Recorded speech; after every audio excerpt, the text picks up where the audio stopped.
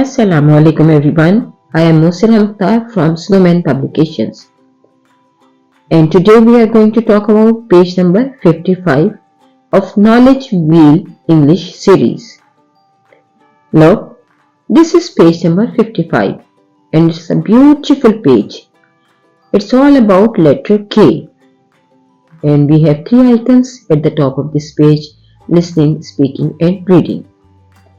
इसके साथ साथ इस सफ़े का मकसद फोनेमिक अवेयरनेस क्रिएट करना और वोकैबुलरी इंट्रोडक्शन है। और हम जैसा कि ये करते चले आ रहे हैं कि हम कुछ ना कुछ नए लफ्ज ऐसे बताते हैं जिनकी बिगिनिंग साउंड क हो, तो हम बच्चों को इसका टाइटल देंगे कि let's enter the kingdom of letter K. Kingdom of letter K, kingdom of letter के।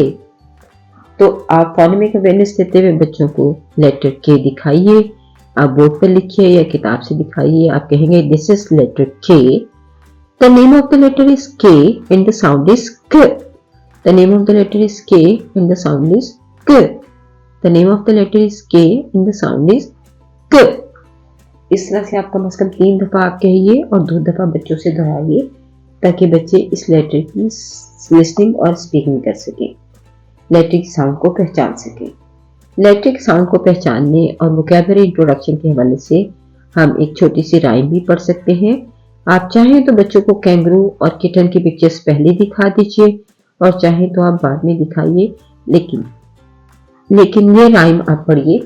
Kangaroo and kitten are playing today.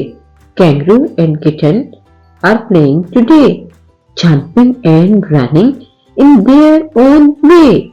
Jumping and running in their own way. Kangaroo and kitten are playing today, jumping and running in their own way.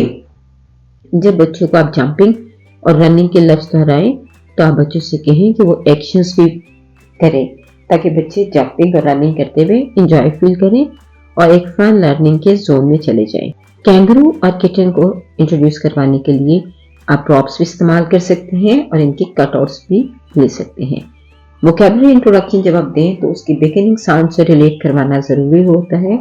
तो आप बच्चे को बताइए this is kangaroo, this is kitten. Kangaroo kitten, kangaroo kitten.